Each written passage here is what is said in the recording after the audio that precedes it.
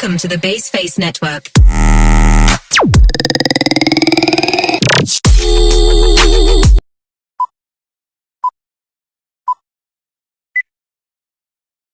Bismillahirrahmanirrahim. Assalamualaikum warahmatullahi wabarakatuh.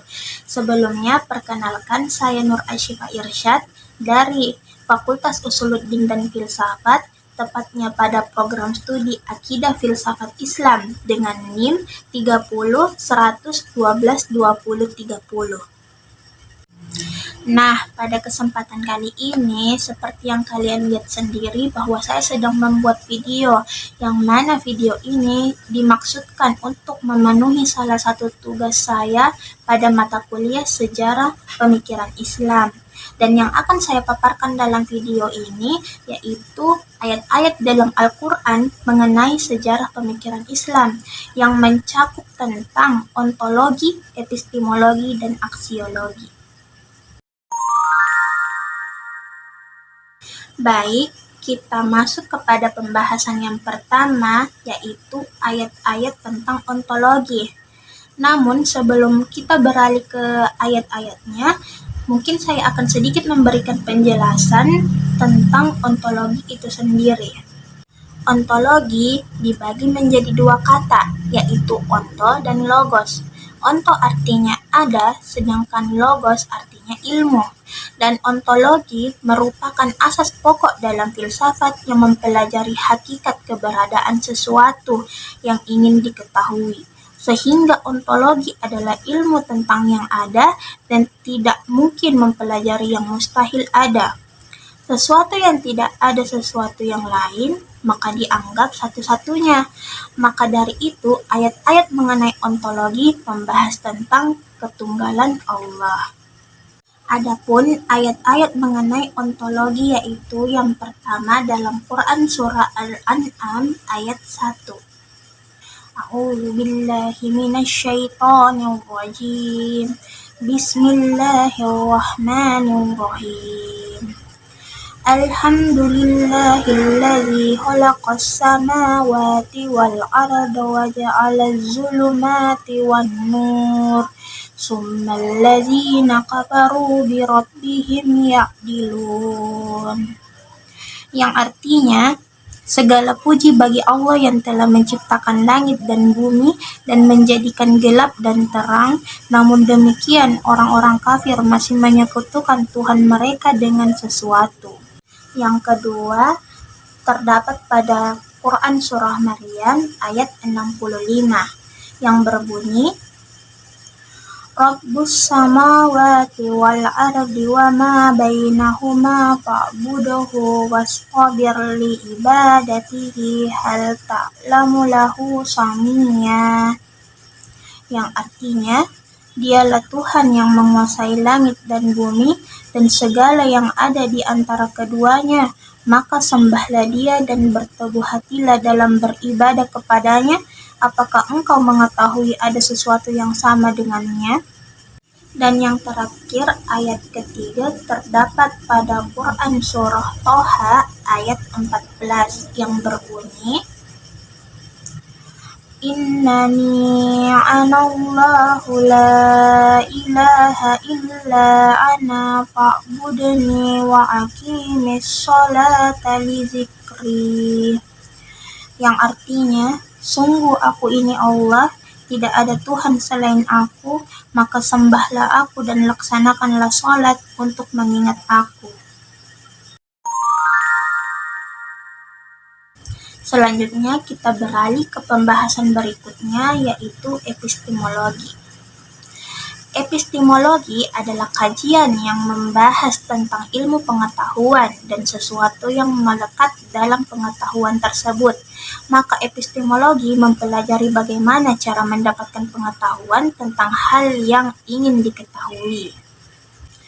Adapun ayat-ayat terkait dengan epistemologi adalah yang pertama ada pada Quran surah Al-Baqarah ayat 242 yang berbunyi, Kadzalika yubayyinullahu lakum ayatihi la'allakum ta'qilun. Yang artinya, Demikianlah Allah menerangkan kepadamu ayat-ayatnya agar kamu mengerti. Ayat kedua terdapat pada Quran Surah An-Nisa ayat 82 yang berbunyi, Afala yatadabbaruna al-Qur'ana walau kana min indi ghairillahi lawajadu fihi ikhtilafan katsiran, yang artinya, maka tidakkah mereka menghayati mendalami Al-Quran? Sekiranya Al-Quran itu bukan dari Allah, pastilah mereka menemukan banyak hal yang bertentangan di dalamnya.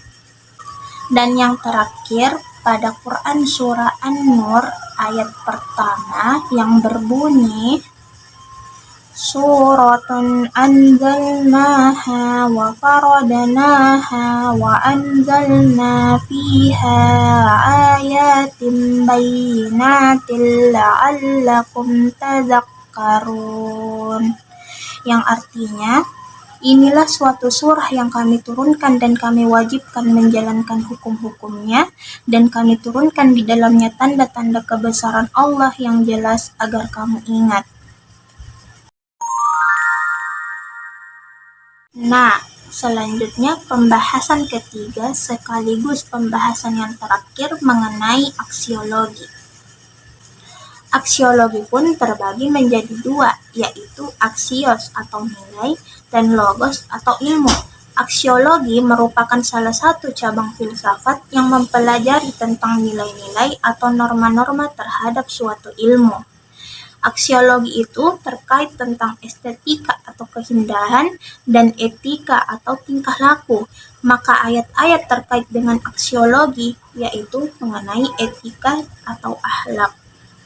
Adapun ayat-ayat di dalam Al-Quran yang akan saya paparkan tentang aksiologi yaitu yang pertama, dalam Quran Surah Al-A'raf ayat 199 yang berbunyi, Huzil afwa wa'mur bil urfi wa'arid anil jahilin.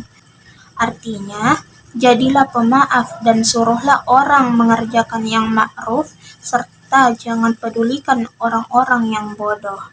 Yang kedua, terdapat pada Quran Surah At-Taubah ayat 119 yang berbunyi,